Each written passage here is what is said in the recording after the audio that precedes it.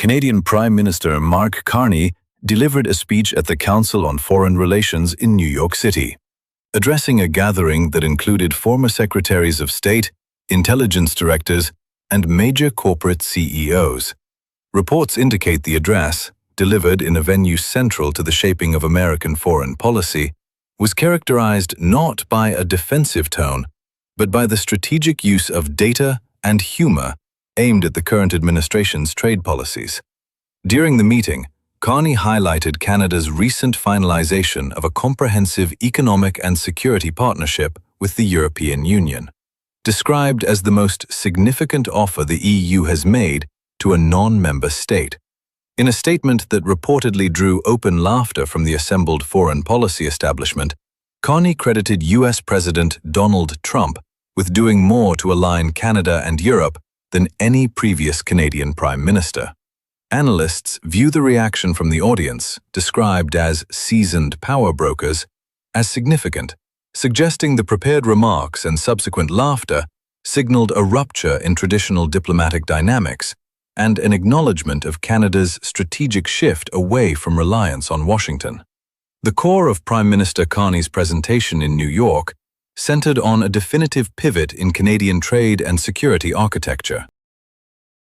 Carney informed the Council on Foreign Relations that Canada has moved beyond the reactive phase of responding to United States trade pressure, specifically citing the completion of several high-level international agreements. These include a finalized partnership with the European Union, a deepened bilateral agreement with Mexico, and a strategic pivot toward Asian markets that is already in effect. Carney stated that these maneuvers were not requests for American cooperation, but were instead established facts, describing them as signed and sealed structural changes.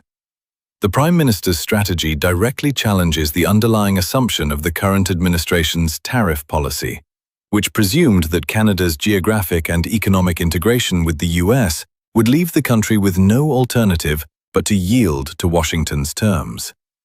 Data presented during the session suggests that the diversification forced by US tariff threats has led to permanent realignments in critical mineral alliances and defense cooperation. Carney detailed the formation of buyers' clubs, which are coalitions of G7 nations designed to pool purchasing power and secure critical minerals, such as lithium, cobalt, and nickel, outside of Chinese supply chains. Unlike previous international initiatives, Canada is positioned as the primary architect of this strategy, leveraging its status as a global resource leader. Statistics indicate that 40% of the world's publicly listed mining companies are headquartered in Canada, and the country holds the largest untapped reserves of these essential materials in the democratic world. Carney further addressed the historical transfer of human capital, noting that Canada's high output of AI and quantum computing talent has traditionally subsidized American technological dominance, a trend he indicated Canada is now actively working to reverse through new domestic and international frameworks. Geopolitical analysts are now examining the long-term consequences of Canada's strategic repositioning, noting that the new architecture is designed to function independently of Washington's participation.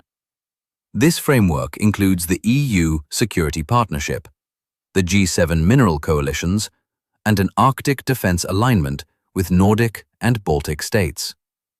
These developments signal a fundamental restructuring of global trade orders, with supply chains being rerouted to bypass traditional American intermediaries.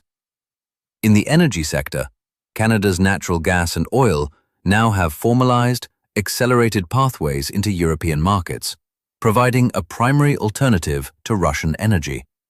This shift is expected to have a permanent impact on transatlantic energy pricing and global supply dynamics. Domestically, the economic burden of U.S. tariffs has shifted.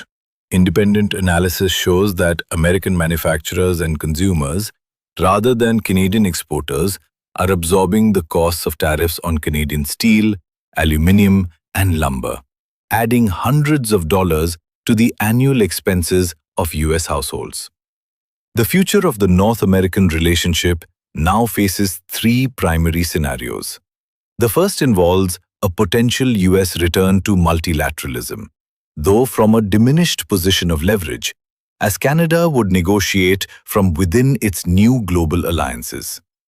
The second scenario, described as a slow divorce, suggests a gradual decline in bilateral trade volumes as Canada integrates further into alternative markets ahead of the 2026 USMCA review. The third scenario involves a further escalation of trade hostilities, testing the economic endurance of both nations. While the Canadian government continues to implement its diversification strategy, the immediate focus remains on the next 90 days of diplomatic and economic developments.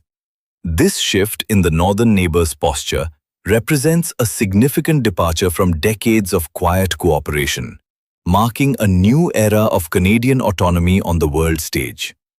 For more updates on global trade and diplomatic shifts, subscribe to our newsletter and follow our digital edition.